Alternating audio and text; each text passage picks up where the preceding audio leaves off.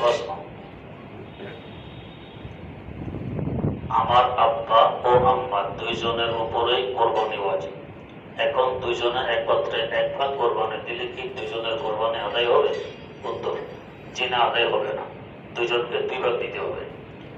প্রশ্ন, নামাজের স্থায়ী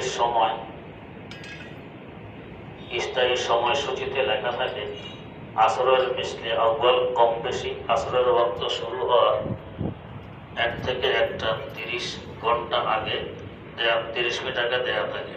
এই সময় জোহরের নামাজ আদায় করলে কি নামাজ মাকরুহ হবে?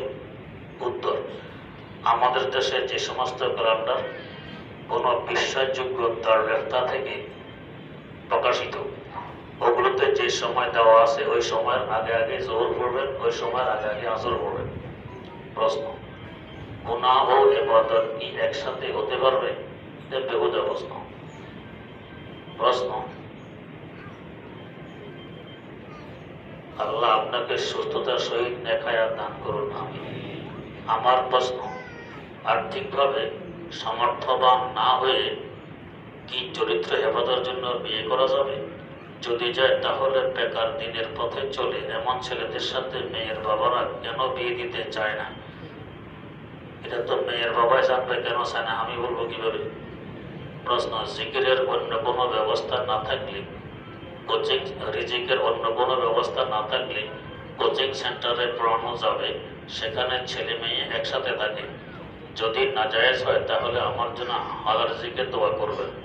দোয়া করি আল্লাহ আপনাকে ওয়াফের মিকদারে হালাল রিজিকের ব্যবস্থা করে দেন। প্রশ্ন, আমি দেখেছি আপনি সালাম ফিরানোর পর মাথায় হাত দিয়ে দোয়া পড়েন, একটু বলে দেবেন কি এর ফজিলত কি? বিসমিল্লাহিল্লাযী লা ইলাহা ইল্লা হুয়ার রহমানুর রহিম, আল্লাহুম্মা আযহিব আন্নিল হাম্মা ওয়াল হুজনা। যে হাদিসে বর্ণিত দোয়া, এতে করলে পেরেশানি দূর হয়ে যায়। প্রশ্ন, আমার বাবা আমার ভাতিজা জন্মগ্রহণ করার সময় মানত করেছেন যদি তার নাতি তথা আমার ভাতিজা সুস্থ থাকে তাহলে তিনি একটি গরু দ্বারা আকিকা দিবেন। তাহলে এখন কি তার একটি গরু দ্বারা আকিকা দিতে হবে? উত্তর, হ্যাঁ, যদি সুস্থ থাকে গরু দ্বারা আকিকা দেওয়া আবশ্যক। প্রশ্ন, অনেক জায়গায় দেখা যায় ইয়া নবী সালামু আলাইকা, ইয়া রাসূল সালামু আলাইকা সম্মিলিত দোয়ার আগে পড়ে, এটাকে বরিশালে মিলাদ বলে। আমাদের বরিশালের ওলামায়ে কেরাম এটাকে বেদাত বলে। তাছাড়া নামাজের পরে সম্মিলিত মুনাজাতকেও বেদাত বলে এবং তারা এই মিলাদ ও সম্মিলিত মুনাজাত নিয়ে অনেক বাড়াবাড়ি করে। মুনাজাতের ক্ষেত্রে তাদের ও ঢাকার ওলামায়ে কেরামের মধ্যে ভিন্নতা। কোন দৃষ্টিকোণ থেকে জানার উপকৃত হতাম। পাশাপাশি আমি যে মিলাদের কথা বলেছি এটা আসলে বেদাত এবং তা কেন? উত্তর, মিলাদ মানে জন্ম বৃত্তান্ত। হযরত রাসূল আকরাম সাল্লাল্লাহু আলাইহি ওয়াসাল্লামের জন্ম বৃত্তান্ত সঠিক হাদিস বর্ণনার মাধ্যমে যদি করা হয় অনেক বড় বরকত এবং সওয়াবের কাজ। কোনো মুমিন মুসলমানের এর মধ্যে সন্দেহের কোনো অবকাশ থাকতে পারে না।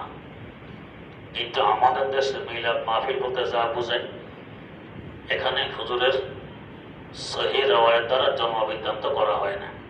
কিছু শের, কিছু কবিতা পড়ার পরে ইয়া নবী সালাম আলাইকা এটা ভুলচুল পড়ে, এটা বাস্তবে মিলাদ মাহফিল নয়। এরপরে কিছু জিলাপি, কিছু বাতাসা ইত্যাদি, এটা হলো বাতাসা মাহফিল বা জিলাপি মাহফিল। নাম দেওয়াটা অভুল বা কবিতা মাহফিল ইত্যাদি। দ্বিতীয়ত নামাজের পরে দোয়া করা ইত্যাদি, এটা মুজামে তবরানীতে হাদিস বর্ণিত। সূত্রগত দিক দিয়ে হাদিসটি হাসান মানে দলিলযোগ্য, যে এমন কোন জামাত নেই যে জামাতের একজন দোয়া করবে অন্যরা আমিন আমিন বলবে, আল্লাহ পাক এই দোয়া কবুল না করে ফেরত দিবেন, এমন হয় না। তো নামাজের পর যেহেতু সব মুসল্লি সম্মিলিত অবস্থায় থাকে, ইমাম দোয়া করলে ওনারা আমিন বললে ওই হাদিস অনুযায়ী আল্লাহ পাক দোয়াটি ফেরত দিবেন না, তাই দোয়া করা হয়। তেমনিভাবে মুসনাদে আহমদ বিন হাম্বলে একটি হাদিস বর্ণিত আছে, হযরত আব্দুল্লাহ ইবনে জুবাইর রাদিয়াল্লাহু তাআলা আনহু দেখতেছেন এক ব্যক্তি সালাম ফেরানোর আগে হাত তুলছেন, যেভাবে দোয়ায় হাত উঠানো হয়। সালামের আগে দোয়ায় মাসুরা পড়া হয়, দোয়ার মধ্যে হাত উঠানো মুস্তাহাব, এই ভেবে তিনি এখানে হাত তুলছেন। সালামের পর তিনি বললেন, আব্দুল্লাহ ইবনে মাসউদ ইবনে জুবাইর হুজুর আকরাম সাল্লাল্লাহু আলাইহি ওয়াসাল্লামের বাইরা ছেলে, হুজুরের বয়ান আছে। তো উনি বললেন যে আল্লাহ রাসূল তো এভাবে হাত তুলতেন না, হাত্তা বা'দা সালাম, সালামের পরে হাত তুলতেন, আগে তুলতেন না। এই হিসাবে আমরা সালামের পরে হাত তুলে দোয়া করি। প্রশ্ন, আমাদের কুমিল্লা মনোহরগঞ্জে কোরবানির গোশত বন্টনের ক্ষেত্রে একটি প্রথা চালু রয়েছে। সেটি হলো, যদি একটি গরুতে 7 ভাগিদার থাকে, এক্ষেত্রে গরুটিকে মোট 8 ভাগ করা হয় এবং 7 ভাগিদার সকলের পক্ষ থেকে অতিরিক্ত 1 ভাগ সদকা করতে হয়, আর অবশিষ্ট 7 ভাগ 7 ভাগিদার নিয়ে যায়। মাত্র আমার নিকট জানার বিষয় হলো, এই 7 ভাগিদার সকলে মিলে যে 1 ভাগ সদকা করলো, এতে অবশ্যই সকলের মন আন্তরিকভাবে সন্তুষ্ট ছিল না। এখন এই কোরবানি কি ঠিক হবে? জি না, এভাবে করা ঠিক হবে না। 7 ভাগে ভাগ করে নিয়ে যাবেন, এরপরে নিজের মনে যাকে দিতে চায় সেভাবে দিয়ে সদকা করবেন, আত্মীয় স্বজনকে দিবেন ইত্যাদি। প্রশ্ন, এই বছর ঢাকা ঈদুল ফিতরের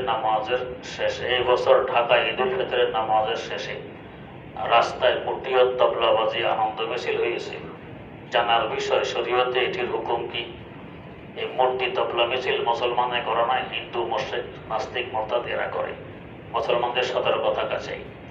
ওরা আমাদের ঈদ উৎসবের সাথে মজা করাইল যে তোমরা উৎসব করেছো নামাজ পড়ে, আমরা উৎসব করে ডোল ভিড়ে।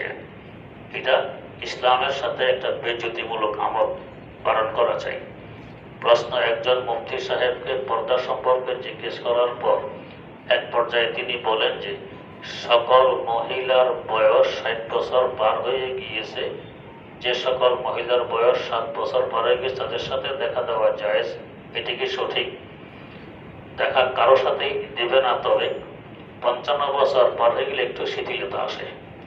প্রশ্ন, বাইতুল্লাহ প্রথমবার দেখে দোয়া করলে দোয়া কবুল হয়। আমার প্রশ্ন, আব্দুল আজিজ গেট দিয়ে ঢুকে কিছু দূর অগ্রসর হলে বাইতুল্লাহর উপর ভাগ দেখা যায়। দোয়া কি আমরা এখানেই করব নাকি সিঁড়ি দিয়ে নিচে নামলে করব?